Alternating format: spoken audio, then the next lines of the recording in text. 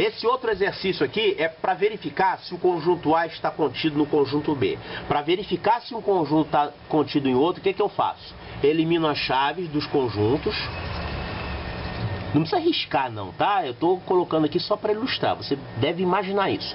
Quando você elimina a chave, você vai ficar com duas listas. Uma lista aqui e uma lista aqui. Aí você vê se os caras dessa lista fazem parte dessa lista. Quem é que faz parte dessa lista? 3, 6 e 9. O 3, 6 e 9 estão aqui? 3, 6 e 9. Então realmente está contido. É claro que com a prática você não precisa fazer isso. Você olhar de cabeça e vai dizer. Vai olhar para os conjuntos e vai dar a resposta. Aqui. Esse conjunto está contido nesse? Não está contido. Sabe por quê? Tá faltando o número 1 aqui, ó. Aqui não tem 1, aqui tem. Tem o 2, tem o 5, tem o 6, mas não tem 1. Então esse conjunto não está contido nesse. Esse não está. Outro aqui. A é o conjunto dos números naturais pares. E B é o conjunto dos naturais.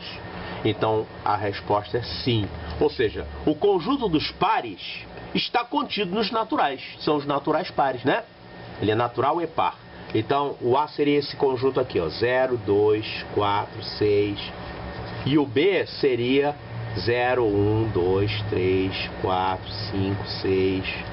Então, qualquer número que esteja aqui nessa lista, o 0 está aqui, o 2 está aqui, o 4 está aqui, o 6 está aqui, né? Os números pares vão estar contidos aqui, vão fazer parte desse outro conjunto aqui. Outro exemplo aqui. Conjunto A é o conjunto dos naturais múltiplos de 4.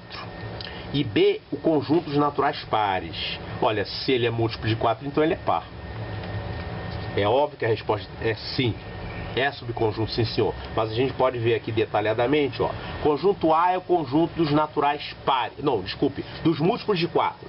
0, 4, 8, 12, 16. E o B é o conjunto dos naturais.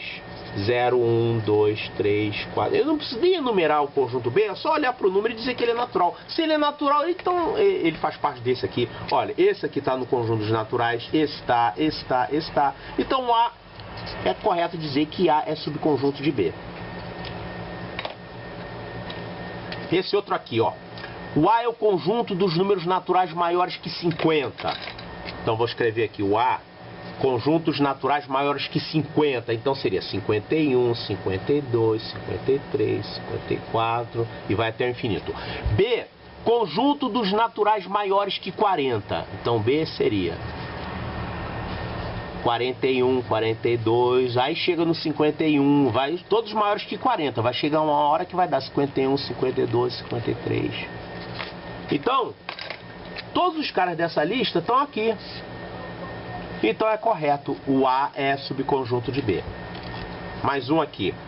O A é o conjunto dos primos e B é o conjunto dos naturais ímpares. Que você tem que pensar para não errar, tá? O problema ali é o 2. O 2 é par e primo, ele que estraga tudo aqui nesse problema. Ó, o A é o conjunto dos naturais primos. Então, dos primos. É claro que se ele é primo é natural. Então, o A é 2, 3, 5... 7, 11, 13, 17. E o B é o conjunto dos ímpares, que seria 1, 5, 7, 9, 11, 13, 15. Então, olha só. Todos os números primos são ímpares, com uma exceção, o número 2. Então, os ímpares todos vão estar aqui. 5, 7, 11, 13, todos lá. Mas esse aqui não está.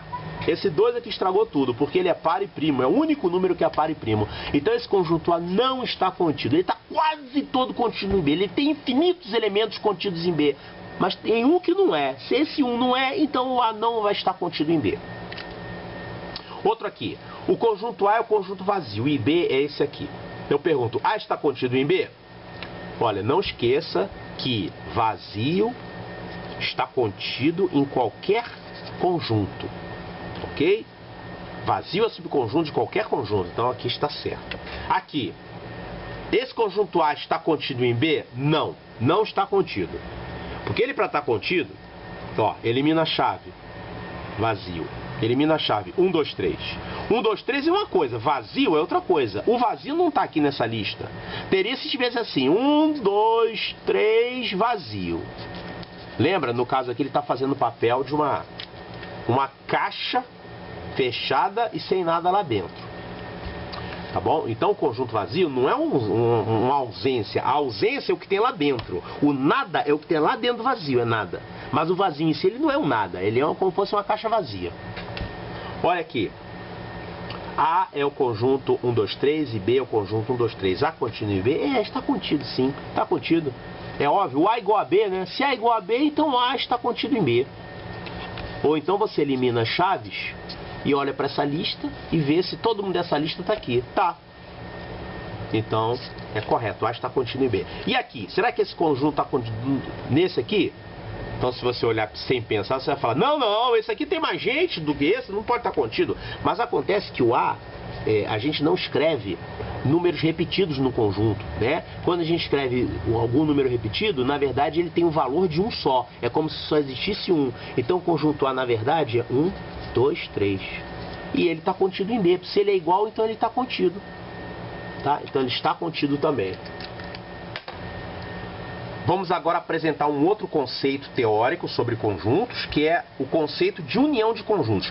A união é uma operação que a gente faz com conjuntos. Assim como nos números naturais a gente faz operações também, né? Que operações? Adição, subtração, multiplicação, divisão, potenciação. São operações que a gente faz com números. Conjuntos também têm operações, só que as operações deles são diferentes. É união, interseção, diferença de conjuntos, tá? Então, a união é como se fosse uma soma de conjuntos.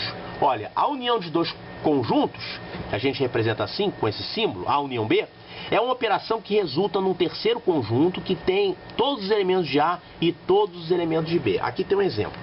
O conjunto A tem 1, 2, 3, 4, 5, 6. Tem esses elementos. O conjunto B tem 5, 6, 7, 8. Então, para formar o conjunto A união B, eu vou usar todos os elementos de A, 1, 2, 3, 4, 5, 6. E eu vou usar todos os elementos de B. 5, 6, 7, 8. Por sinal, o 5 e o 6, eles estão no A e estão no B, né? Não tem importância, a gente escreve uma vez só. Observe que o número 8, ele só está no B, ele não está em A. Mas ele vai estar na união. Para que esteja na união, basta que ele esteja ou num conjunto ou no outro. Isso aqui se chama representação da união através de diagrama de Venn. Diagrama de Venn.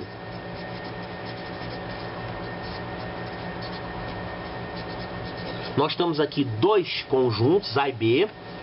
É como se fosse, numa turma, o conjunto dos alunos que jogam futebol e B seria o conjunto dos alunos que jogam basquete. Essa região aqui são os que jogam futebol e basquete ao mesmo tempo. Eles estão nos dois conjuntos. Quando você une, você junta tudo. Então, na união de dois conjuntos, você tem alguns elementos que pertencem somente ao A, tem outros elementos aqui que pertencem somente ao B, e tem elementos que pertencem aos dois ao mesmo tempo. Não importa, se ele está em um dos dois, ele vai estar na união. Então essa é a representação de conjuntos, da união de conjuntos, através do diagrama de Venn. Existe uma outra situação interessante aqui. O conjunto A e o conjunto B podem ser conjuntos que não têm nada em comum, nenhum elemento em comum. Não tem nenhum elemento que pertença a A e B ao mesmo tempo. Quando dois conjuntos são assim, não tem nenhuma interseção, não tem nenhum elemento que seja dos dois, a gente fala que os conjuntos são disjuntos. Depois vamos ver aqui alguns exemplos, tá? Ou seja, na nossa turma de alunos aqui, suponha que não tem nenhum aluno que saiba jogar futebol e basquete ao mesmo tempo. Ele não joga, ou uma coisa ou outra.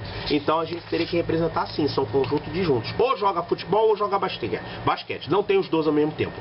Nesse caso, a união seria representada por isso aqui. A união é isso mais isso. Então é um conjunto que tem duas partições, na verdade. Ele não é um bolo só. Ele tem duas regiões separadas. Mas mesmo assim, isso aqui é um conjunto. É a união desses dois conjuntos. Através de diagrama é feito assim. Então não tem nenhum problema se você tivesse, por exemplo, o A formado pelos números 1, 2 e 3. E o B formado pelos números 4 e 5, o A união B teria quantos elementos? 5, que seriam 1, 2, 3, 4, 5. Não tem problema nenhum, é um conjunto como outro qualquer. Só que ao representar por diagrama, eventualmente a gente pode fazer assim, em duas regiões separadas. Que na verdade é isso aqui que acontece. Você tem esses são de A e esses outros aqui, eles são de B. Você pode ainda ter uma situação em que um conjunto está dentro de outro. Ou seja, todos os elementos de B também pertencem a A. Então, nesse caso, essa seria a representação da união de conjuntos através do diagrama. Ou seja, é o próprio conjunto A isso aqui. Né? Isso aqui é o conjunto A, porque quem é B já está lá dentro. É como se eu tivesse aqui, ó, 1, 2, 3, 4, 5. Então, seria isso aqui. O conjunto B tem os elementos 1, 2 e 3. O conjunto A tem os elementos 1, 2 e 3, que se você esqueceu o B, ó, eles estão lá dentro. 1, 2, 3 estão dentro de A também. 1, 2, 3, 4, 5. Não fique pensando que o conjunto A é só isso aqui, não. O conjunto A é tudo, ele engloba o conjunto B. Tá, então nesse caso, o A união B seria quem? 1, 2, 3, 4, 5. Ó, vou colocar todo mundo que é de A e todo mundo que é de B. Já estão aqui, porque está contido. Então, acabou. Então, nesse caso aqui, o A união B é o próprio conjunto A. Ok? Então, isso aqui é uma situação que a gente está representando por diagrama de Venn, da união de dois conjuntos, quando um conjunto está contido no outro. Fica assim. Vou fazer um exercício. Nós temos aqui um exercício da página 396. Ele está pedindo o seguinte: determine a união dos conjuntos A e B nesses casos aqui abaixo. O A tem 1, 2, 3, 4, 5, 6, 7. O B tem esse aqui. Então, tudo bem. É muito fácil fazer isso. A união B. Coloca chaves. Coloca todos os elementos de A. 1, 2, 4, 5, 6, 7. E aí você coloca todos os elementos de B. 2 já está lá, não preciso colocar. 4 já está, não preciso colocar. 6 já está, não preciso colocar. 8. A 8 não está. Então lá está o 8. Então isso aqui é a união B. Nesse outro, vamos ver o que vai dar a união B. Eu vou colocar todos os elementos de A. 1, 3, 5, 7, 9. Agora eu vou colocar os elementos de B. 0. Tem que colocar, porque o 0 não entrou ainda. O 2 não entrou ainda, coloquei. O 4, 6, 8 também não estão aqui, mas vão estar aqui porque estão em B. 4, 6 e outro. E para ficar bonitinho, você pode escrever o conjunto de forma ordenada. Mas para efeito de conjunto não faz diferença nenhuma você colocar ordenado ou não colocar ordenado. A menos que o problema peça, tá? Vamos colocar isso aqui ordenado para ficar bonitinho? Só que você tem que fazer com muita atenção esse negócio de colocar ordenado, que você corre risco de errar, né? Olha só, o conjunto B, ele tem 0, 9 e 18. Eu vou marcar aqui 0, 9 e 18. Olha só, o B está contido em A. Então a união deles vai ser o próprio conjunto A. 0, 3, 6, 9, 12, 15, 18. O A união B é o próprio conjunto A, porque esse B está contido em A. Muito bem, vamos passar para o próximo assunto, que é interseção de conjuntos. Nós já vimos a união de conjuntos, que é uma operação que a gente faz entre conjuntos, e a interseção é uma outra operação bastante parecida. Esse aqui é o símbolo da operação interseção. É um U de cabeça para baixo.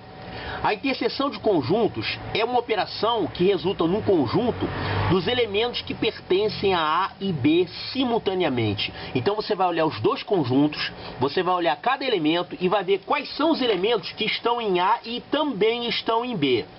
Por exemplo, o 1 só está em A, o 2 também, o 3 também, o 4 também. O 5 está no conjunto A e está no conjunto B também, ele pertence a ambos. O 6 também pertence a A e pertence a B. Então, a interseção é formada pelos elementos que pertencem aos dois conjuntos ao mesmo tempo. Você pode ter interseção de 3 conjuntos também, de 4, de 5. É só você escolher os elementos que pertencem a todos os conjuntos simultaneamente. Então, essa aqui é a interseção entre esses conjuntos A e B. Nós podemos também representar a interseção através de diagrama de Venn. Esse aqui seria um caso clássico de 2 conjuntos A e B, onde nós temos alguns elementos aqui que pertencem a A e B ao mesmo tempo. Então, esses são os elementos da interseção dos conjuntos A e B. Aqui nós vemos o caso dos chamados conjuntos disjuntos. Conjuntos disjuntos são aqueles que não têm nenhum elemento em comum. Se eles não têm nenhum elemento em comum, a interseção deles é o conjunto vazio. Aqui nós temos 2 casos especiais de interseção de conjuntos, quando um conjunto está contido no outro. Por exemplo, se B está todo contido no conjunto A, a interseção deles é o próprio conjunto B, ou seja, isso aqui. Pode acontecer o contrário, pode ter um conjunto A todo contido no conjunto B. No caso, a interseção deles vai ser isso aqui. São os elementos que estão em A e em B ao mesmo tempo. Então, essa é a representação em diagrama de Venn da interseção de conjuntos de tal forma que um esteja contido no outro. Vamos fazer aqui um exercício, determinar a interseção B para os seguintes conjuntos. Então, vamos lá. A interseção B, aqui nesse primeiro caso, eu vou pegar os elementos que estão em A e que estão em B ao mesmo tempo. O 1 não está em ambos, só está em A. O 2 pertence a A e pertence a B. O 4 também. O 5 não, o 5 só pertence a A. O 6 pertence a A e pertence a B. O 7 e o 8 também não. Então, os únicos elementos que pertencem a A e B ao mesmo tempo são 2, 4 e 6. 2, 4 e 6. Essa é a interseção desses 2 conjuntos. Muito fácil, né? Nesse outro exemplo aqui, ó, o 0 não serve, nem o 1, nem o 3, nem o 5. Ninguém! Não tem ninguém que esteja ao mesmo tempo nos 2 conjuntos aqui. Então, nesse caso, a interseção B é igual a vazio. A gente diz, então, que os conjuntos A e B, nesse caso, são disjuntos. Outro exemplo aqui, nós temos esses conjuntos A e B. Então, vamos ver quem é que pertence aos 2 ao mesmo tempo. O 0 pertence aos 2. O 9 também pertence aos 2. E o 18 também pertence aos 2. Então, a interseção B, nesse caso, vai ser 0, 9, 18. Ou seja, é o próprio conjunto B. Porque o conjunto B está contido em A. Quando o conjunto B está contido em A, é um caso como esse aqui. B contido em A, então a interseção B é o próprio conjunto B. Exatamente o que aconteceu aqui. Olha, então nós já vimos a união, a interseção. Vamos ver agora uma outra operação que é a diferença de conjuntos. A diferença de conjuntos, a gente pode fazer a diferença A menos B ou a diferença B menos A. Como é que a gente faz isso? A menos B é o conjunto dos elementos que pertencem a A, mas não pertencem a B. Ou seja, todo mundo que está em A, mas não está em B. Como assim? Olha só. Eu vou partir dos elementos de A. Vou calcular A menos B. Eu vou ver quem está em B. Quem tiver em B eu não vou colocar. Então, olha só. O 5 não pode. O 5 está em B. Então, A menos B. O 6 está em B. Então, não pode estar em A menos B. O 1 está em A, mas não está em B. O 2 também. O 3 também. O 4 também. Então, nesse caso, o A menos B vai ter simplesmente 1, 2, 3 e 4. Da mesma forma, B menos A, eu vou ver quem é que está em B, mas não está em A. Ó, quem está em B e não está em A? Os 5 e 6 não servem, porque eles estão nos dois, então eu tiro. Então é apenas o 7 e o 8. O 7 e o 8 estão em B, mas não estão em A. Então o B menos A vai ser 7 e 8. Aqui nós vemos a representação em diagrama de Venn da diferença de conjuntos A menos B e B menos A. A menos B são aqueles elementos que estão em A, mas não estão em B, essa região aqui. E B menos A são aqueles elementos que estão em B, mas não estão em A. Então seria essa região aqui. Aqui é o que acontece quando A e B são conjuntos disjuntos. A diferença A menos B são os elementos que estão em A, mas não estão em B. Então eu vou pegar os elementos de A e vou tirar todo mundo que está em B. Mas como o B é disjunto, eu não vou tirar ninguém, só vai sobrar o A. Então o A menos B é o próprio conjunto A.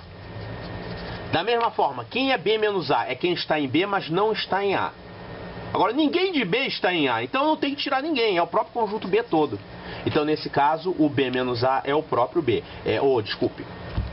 Aqui eu escrevi uma coisa errada, o A menos B é igual ao A, não está errado, é que faltou aqui. E aqui, no caso, o B menos A é igual ao próprio B. Então, casos particulares quando os conjuntos são disjuntos. Vamos ver agora o caso particular quando um conjunto está contido no outro. Olha aqui, temos aqui um caso particular em que B está contido em A. Quem é A menos B? São os caras que estão em A, mas não estão em B. Então, todo mundo aqui dessa região está no conjunto A e não está no conjunto B. Então, eu vou pegar o conjunto A, vou tirar todo mundo que é de B. Então, isso aqui é o que vale A menos B. Agora, uma perguntinha. Olha para cá e me responda. Quem é B menos A nessa figura? Ou seja, eu quero saber os caras que estão em B e não estão em A. Vazio. Porque todo mundo de B está em A também, né? Nesse caso aqui. Então, nesse caso, o B menos A vale vazio. Se eu pegar os elementos de B e tirar os elementos de A, eu vou acabar tirando todos os elementos de B. Então, nesse caso, o B menos A vale vazio. Bom, então para fixar isso aqui, vamos calcular A menos B e B menos A para esses conjuntos A e B aqui. Nesse caso aqui, A menos B são os caras que estão em A e não estão em B. Então eu vou partir de 1, 2, 4, 5, 6, 7 e eu vou tirar o 2, o 4, o 6 e o 8. O 2, o 4, 6 e o 8. Só vai sobrar o 1, o 5 e o 7. Né? Então, tirando o 2, o 4, o 6 e o 8 aqui não tem, só vai sobrar 1, 5 e 7. Quem é B menos A nesse caso? Eu vou partir de B e vou tirar todo mundo que pertence a A. Então, o 2 está fora, o 4 está fora e o 6 está fora. Só vai sobrar o 8. O próximo.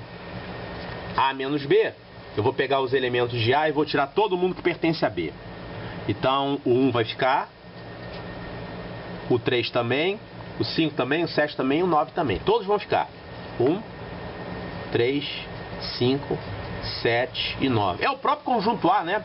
Observe que esses dois conjuntos aqui são disjuntos. Ó, isso aqui que acontece, ó, A e B. Né? No caso desses dois conjuntos, esses aqui são ímpares e esses são pares. Então são conjuntos disjuntos. Então o A menos B vai ser o próprio A. E da mesma forma, o B menos A vai ser o próprio B. Agora aqui um caso em que o conjunto B está contido em A. O A menos B, esse conjunto vai ter os elementos que estão em A, mas não estão em B. Então eu vou pegar os elementos de A e vou tirar o 0, o 9 e o 18. Então vai sobrar o 3, o 6, o 12 e o 15. E quem vai ser B menos A? Ora, como esse conjunto está contido nesse, o B menos A vai ser vazio. Né? Se eu pegar B e tirar todo mundo que está em A, eu vou ter que tirar o 0, vou ter que tirar o 9, eu vou ter que tirar o 18. Então não vai sobrar ninguém. O B menos A aqui vai ser vazio. Bom, essa aqui é uma outra operação, mas na verdade é um caso especial da diferença de conjuntos. Isso aqui se chama complementar de um conjunto em relação ao outro. Olha só, se você olhar para esse conjunto A e esse conjunto B aqui, observe que o A é menor que o B, né? O A está contido em B. Então, certamente o B tem mais elementos que A. Quais são os elementos que você deve adicionar a A para que ele fique igual a B? Então, isso a gente chama de complementar de A em relação a B. A gente escreve isso assim, ó. Complementar do conjunto A em relação ao conjunto B. Também a gente pode escrever dessa forma. Complementar do conjunto A em relação ao conjunto B. Ou seja, quem é que falta adicionar a A para que ele fique igual a B? Olha, no caso desse diagrama aqui, quem seria esse complementar? Essa região. São os elementos que você tem que adicionar a A para que ele fique igual a B. Então, esse complementar nada mais é que B menos A. Mas observe que só tem sentido você falar em complementar quando A é subconjunto de B. Porque se o A não for subconjunto de B, não tem como você complementar.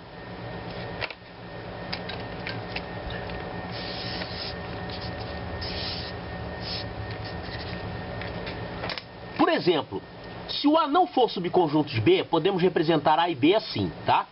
Não tem como você adicionar elementos a A para que ele fique igual a B. Não tem como. O A já é isso tudo aqui.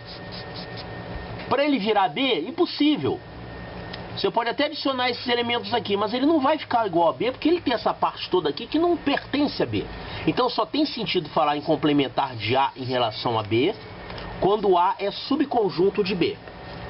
E esse complementar nada mais é que B menos A. São esses elementos aqui. Aqui nessa figurinha, então, o complementar de A em relação a B exige que A esteja contido em B. Só para situações desse tipo. Esse complementar é isso aqui. São os elementos que você tem que adicionar a A para que ele fique igual a B. Isso é igual a B menos A.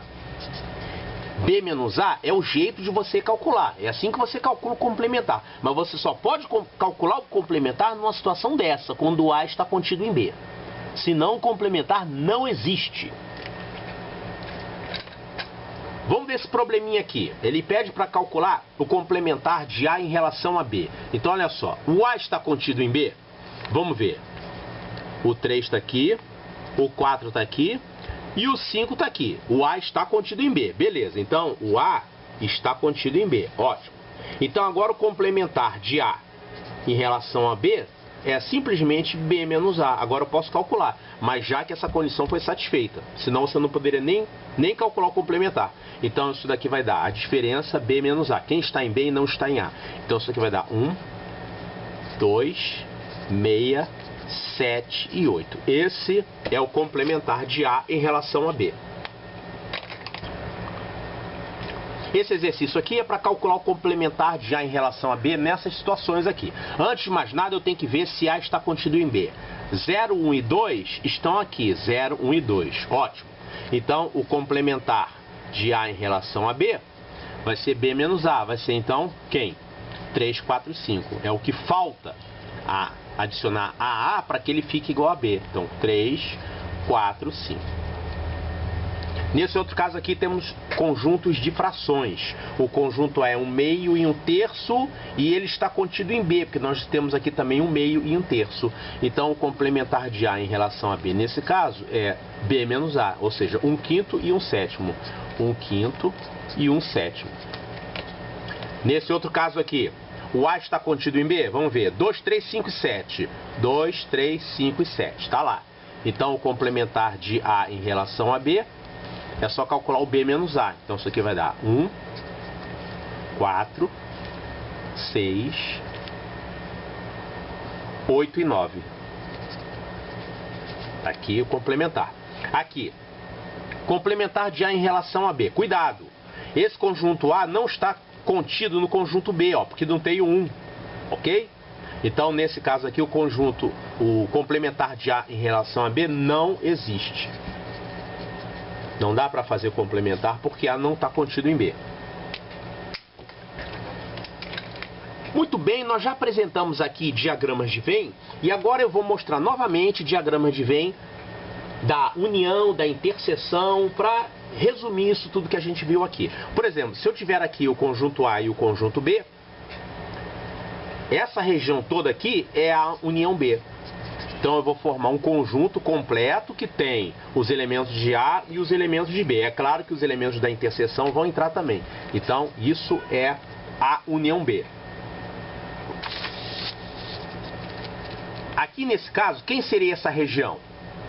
Essa região é formada pelos elementos que estão em A e B ao mesmo tempo. Então isso aqui é a interseção B.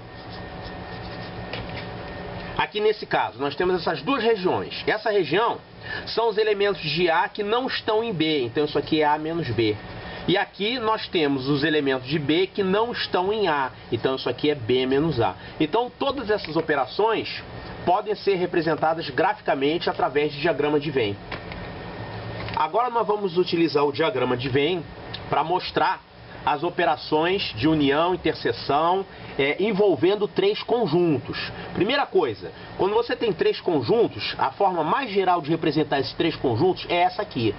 Porque você pode ter elementos que estão em A, mas não estão nem em B nem em C. Você pode ter elementos que estão em B, mas não estão nem em A nem em C. Você pode ter elementos que estão em C, mas não estão nem em A nem em B. Vocês podem ter aqui elementos que estão em A, em B e C ao mesmo tempo, tá? Essa região central aqui é A, interseção B, interseção C. São os elementos que pertencem aos três conjuntos ao mesmo tempo. O que seria, por exemplo, essa região aqui? Essa região aqui nada mais é que B interseção C. São os elementos que estão em B e C ao mesmo tempo. Agora eu quero ver se vocês acertam o que é essa região aqui que eu vou marcar em amarelo. São os elementos que estão em B e C ao mesmo tempo, porém não estão em A. Então essa região que eu marquei em amarelo é B interseção C menos A. Vamos utilizar isso aqui para resolver um problema. A maioria dos problemas de conjunto que caem nas provas são problemas desse tipo que a gente resolve através de diagrama de Venn. Então olha só. Numa pesquisa feita com 100 alunos da escola Professor Guimarães Rosa para serem conhecidos os dois principais esportes praticados pelos alunos, foi obtido o seguinte resultado: 56 alunos praticam futebol, 42 alunos praticam basquete, 25 praticam futebol e basquete. Nessas condições, a quantidade de alunos que não praticam nenhum dos dois esportes é igual a... Então, cuidado! Quando você fala 56 alunos praticam futebol, não quer dizer que eles pratiquem somente futebol. Aqui no meio desses 56 alunos, tem alguns que praticam basquete. Da mesma forma, esses 42 aqui que praticam basquete, não quer dizer que eles pratiquem só basquete, a menos que o problema fale. 42 praticam somente basquete, aí sim. Mas aqui ele não falou, que ele falou que pratica basquete. Então aqui nesse meio desses 42, tem alguns que praticam futebol também, tá? 25 praticam os dois esportes. Então, quantos são os alunos que não praticam nenhum dos dois esportes? Então, vamos resolver. Para isso, nós desenhamos aqui um diagrama de Venn e vamos colocar as informações que o problema está dando. Então, eu vou dar o seguinte conselho para vocês. Toda vez que vocês forem resolver um problema desse tipo, comece sempre pela interseção, que aí fica muito mais fácil. Ou seja, eu vou descobrir quem são os alunos que estão nessa região aqui. São aqueles que praticam simultaneamente futebol e basquete. Quantos são? O problema diz que são 25 alunos que praticam futebol e basquete ao mesmo tempo. Então, aqui nós temos 25 alunos. Então, você começando sempre pela interseção vai ficar mais fácil. Olha só o que ele fala. 56 praticam futebol. Então, aqui, nesse grupo todo, tem 56 alunos. Vamos botar aqui, 56. E eu vou anotar aqui quantos são os que praticam basquete, 42. Então, daqui a gente já pode descobrir o seguinte. Esses alunos que praticam somente futebol e não praticam basquete, o total, que é 56, menos essa interseção. 56 menos 25. Isso aqui vai dar 31. Então eu tenho 31 alunos que praticam só futebol. Mesma coisa que no basquete. Esses todos praticam basquete. São 42 alunos. Só que aqui, dentro desse grupo total, tem esses 25 aqui que praticam os dois esportes. Então, quanto que é essa região? São quantos alunos? Então, 42 menos 25. Isso aqui vai dar 17. Então, eu tenho 17 alunos que praticam somente basquete. Que é a diferença de conjuntos, né? Então aqui nós temos futebol e basquete, futebol somente, só futebol, aqui só basquete. E quem pratica algum esporte? Pode ser um ou dois esportes. É só você somar tudo, 31 mais 25 mais 17. Quando você soma esses três, você vai ter um número total de alunos que praticam algum esporte. Pode ser um esporte ou pode ser dois. O que o problema está pedindo? Quantos são os alunos que não praticam nenhum dos dois esportes? Para isso, eu tenho que saber o número total de alunos. Olha, o número total de alunos na turma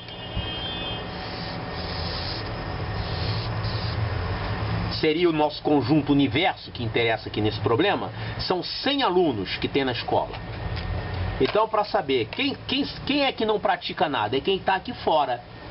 Então, é o número total de alunos, 100, menos 31, menos 25, menos 17.